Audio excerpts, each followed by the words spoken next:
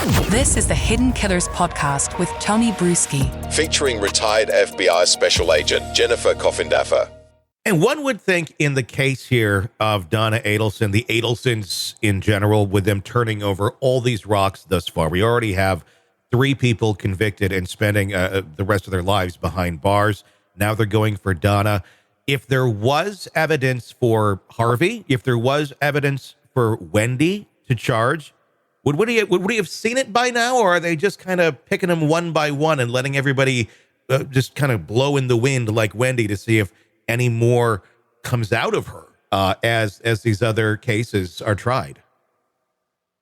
Well, I'm not entirely convinced that they are done digging, and this seems to be the route that they've taken. And I can guarantee you they're going to continue to look at everything and see how things develop. Remember, a lot of people, unfortunately or fortunately, if you're the prosecution, make mistakes later with admissions, with things they say, with things they do on jailhouse calls, and other avenues that then can be put together, to seal an indictment against a particular party, like in a case like this.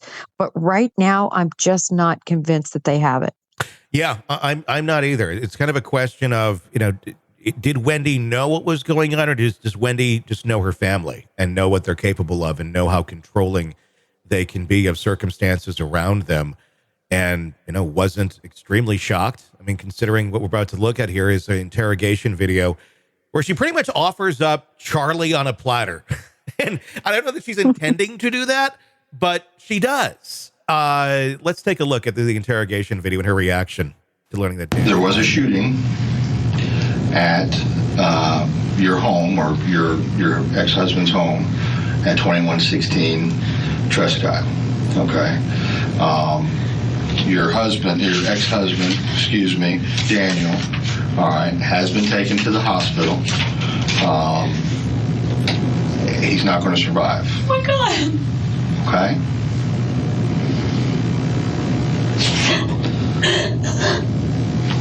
I have a lot of friends. I know. How do you know that? Well, you had 2 of them up there for a last-minute lunch date, right? Last minute? Well, I mean, you went up there. You're sitting with them. You have friends. I do. What I meant by it is that Danny didn't treat me very well, and I'm so scared that maybe someone did this. Not because they hate Danny, but because they thought this was good somehow. Oh, are you saying that you think maybe one of your friends would have done something like this? Who would do this? I don't know. That's why you're here, and that's why we're talking.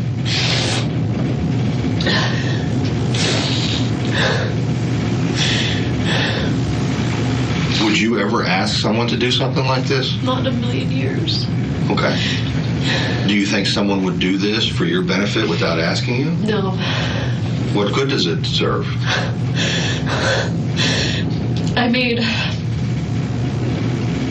my brother, his name is Charlie, the one I'm really close to. He makes a lot of jokes in bad taste, and it was a joke he made. He bought the TV for me this morning that got broken, and I was talking to him about whether it made sense to pay to fix it or whether I should get a new one, and it was always his joke that, like, he knew Danny treated me badly, and it was always his joke. He said, I looked into hiring a hitman, and it was cheaper to get you this TV, so instead I got you this TV. He would never.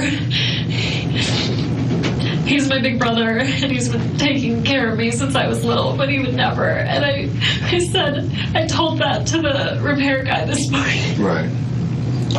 That's okay. I said, he asked me how much it cost, and I said I didn't know because it was a gift, because my brother said it was cheaper than a hitman. It was my divorce present. Okay. Such a horrible thing to say. I'm so sorry. That's okay.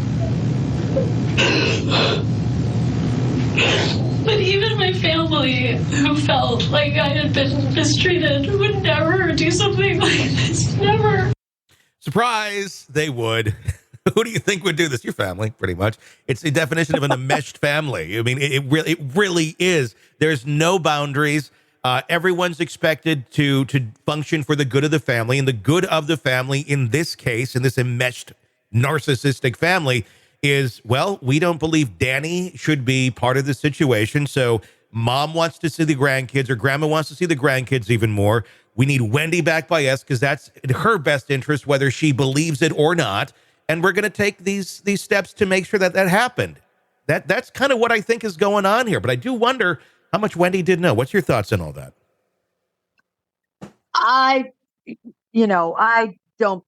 She's selling, honestly. No? I do, from the standpoint that I think she was right on, and she threw them under the bus. No one really, for the most part, is able to prepare for a police interrogation. I think. And so I think you hear a lot of spontaneous utterances when you're interviewing people. Yeah. And what they think. And I truly believe much more was known by her. That's just my belief. Do you think they have the evidence, though, to show that she knew more? Are there texts? Are there voicemails? Is there something that they're sitting on, just waiting? Or do they need to get something more solid to make any sort of charge or arrest? I think they need something more solid. And, they're continuing to investigate. There's a lot to go over in all of this. It's conspiracy. So there's a lot of cogs in the conspiracy. But I just don't buy that she wasn't complicit. However, I think that they have not obviously been able to prove it yet, or she would be indicted. It's going to be fascinating to watch and to see what happens here in the coming months as Donna gets her day in court. Want more of the podcast without the ads? Then hit subscribe to the True Crime Today Premium Plus channel on Apple Podcasts. Try it now for 3 days, absolutely free. You'll get access to all of our extended advance ad-free episodes instantly. So you can binge without the break. True Crime Today Premium Plus. Search and subscribe now on Apple Podcasts.